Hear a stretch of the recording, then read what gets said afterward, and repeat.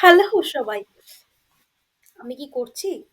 আমি চেষ্টা করছি যে আপনাদেরকে আমি ইংলিশ ভালোভাবে শেখাবো।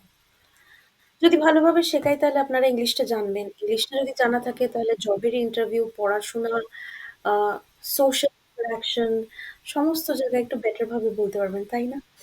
দেখুন, ইংলিশ ভাষাটা কি বাংলা ভাষার থেকে বেশি ইম্পোর্টেন্ট? বা ইংলিশ ভাষাটা আমি তো হিন্দি জানি। ইংলিশ ভাষা জেনে কি করব?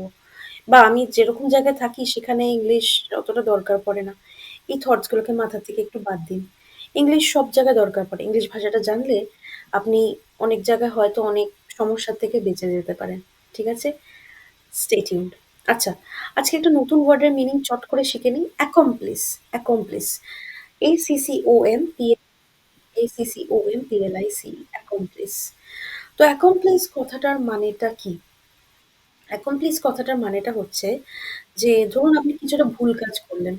আপনাকে কেউ একটা ওই ভুল কাজটা করার জন্য আ সহায়তা করল। বলল যে, "হ্যাঁ, হ্যাঁ, চল কোনো ব্যাপার না, এটা করি।" ওই লোকটা হচ্ছে আপনার accomplice। আপনি দেখছেন যে কেউ একটা কিছু একটা চুরি করছে, তখন আপনি তাকে সাপোর্ট করলেন, "হ্যাঁ, ঠিক আছে, কেউ দেখবে না।" আপনি হচ্ছে ওই লোকটার accomplice। তো আমি এটাকে বাংলায় কিভাবে বলতে পারি যে, আ সেদিন তো তোমার accomplice কে আমরা দেখতে পেয়েছিলাম।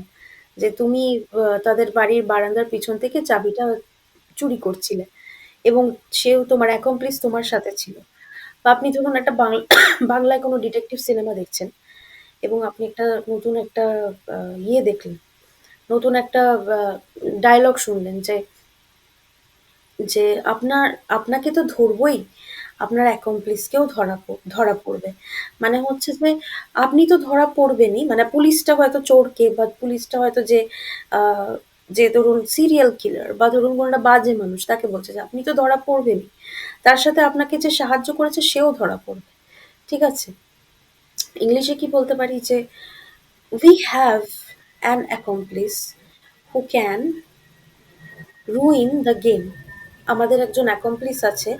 মানে আমাদের খারাপ কাজে আমাদেরকে একজন হেল্প করছে যে আমাদের আ কাজটা বরবাদ করে দিতে পারে। বা এটা বলতে পারি যে I know who their accomplice is. মানে ওদেরকে তো আমি জানি যে ওরা বাজে কাজ করছে। কিন্তু ওদের সাথে আর কে বাজে কাজ করছে আমি সেটাও জানি। Stay tuned.